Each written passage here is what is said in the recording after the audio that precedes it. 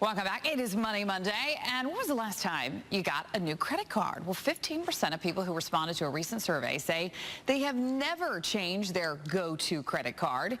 1 in 5 haven't shopped for a new one in more than 10 years. And joining us this morning to talk more about it is Certified Financial Planner Bert. Great to see you as always. Good morning, Amy. Good to be here. Okay, so this is interesting. So 5 signs it's time to shop around for a new credit card, right? Because you're right, a lot of us just get lazy. It's kind of like with our car insurance. We just we pick a car insurance, we keep it, we pay the bill, we don't worry about it. Right. Yeah. Well, the first thing is if you had a new credit card since the recession, you know, chances are maybe you didn't, and interest rates have come way down. Okay. And hopefully your credit has improved. And certainly if your credit has improved, you may be entitled to a new credit card with a better interest rate.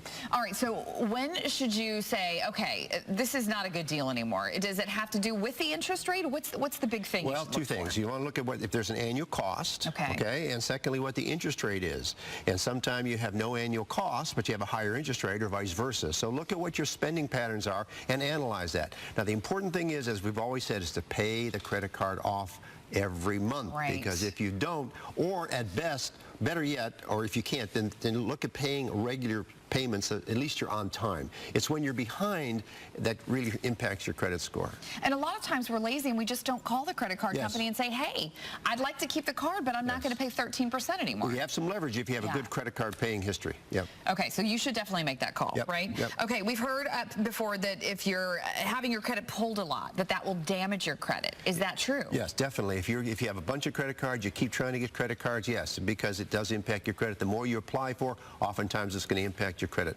Because a lot of people play that shell game where they say, oh, this one has a cheap interest rate, I'm going to roll that money over into this one, and then is that a bad idea? Doing that periodically is okay, but if you have a lot of credit cards going, it looks at your available credit, and that's going to impact your credit score. What about just getting rid of them altogether? Do you recommend it? No, you need to have credit. You need to have credit. You need to be a responsible credit user, though. That's the key. Okay, and how many cards should you have? Some people have a dozen cards. They have the store credit cards. They have their Visa. They have their Amex. They have everything. Yeah, no. You want to have a travel card and one that may perhaps you use around town for your groceries, your gasoline, and that kind of thing. That's about all you need, but be sure that you've got the right credit card in your pocket.